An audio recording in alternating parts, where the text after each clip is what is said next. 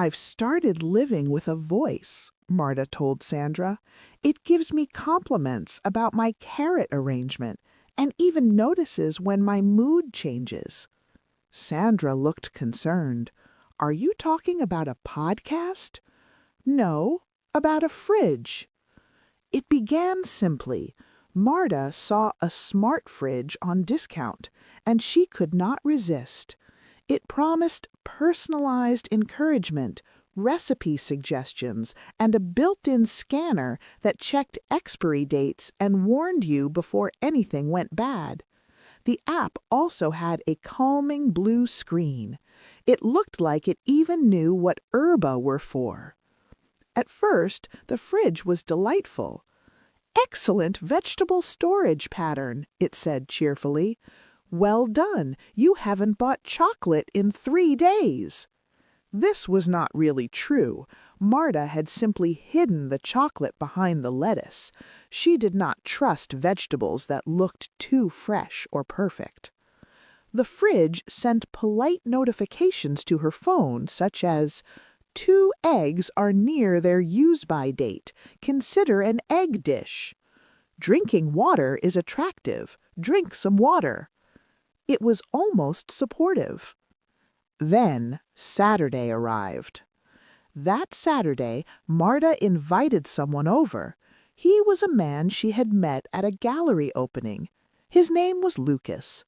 He wore his shirt with a lot of confidence and talked about art and feelings very seriously. She had cleaned. She had lit candles. She had made lentil soup. When Lucas arrived, he smiled and handed her a bottle of wine. Should I put this in the fridge? Sure, she said, not knowing she was about to be very embarrassed. The fridge door opened, and it spoke. Hello, Marta. Your last visitor was 217 days ago. Welcome back to social life. Marta froze.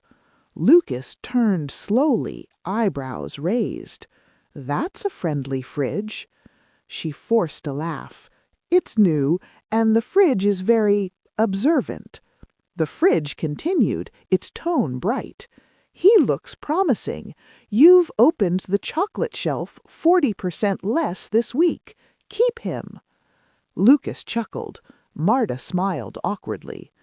They moved to the table, wine was poured, jazz played softly in the background. Then came the final straw. The fridge, uninvited and impossible to stop, suddenly announced, "Time to renew your gym subscription. Would you like to auto-extend, even though it has been 4 months since your last visit?" An awkward silence filled the room. Marta felt the soup go cold. Lucas calmly refilled her glass.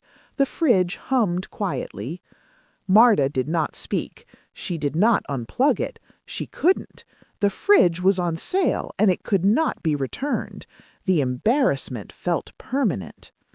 I think it's starting to know too much about me, she told Sandra later at the cafe.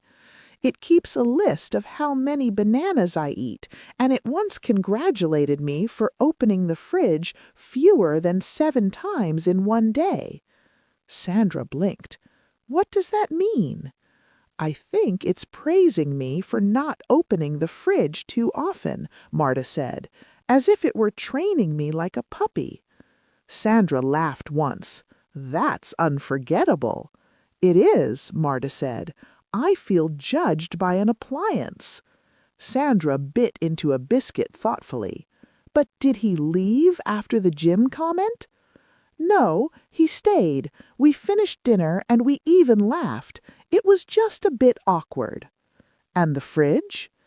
It suggested calming herbal tea during dessert. There was a pause. Finally, Sandra said, Would you like to come over next week? Marta looked up. My fridge only makes noise when the filter's blocked, Sandra added. Marta nodded. I'll bring dessert. I can't have dessert at my place because the fridge will accuse me of emotional eating.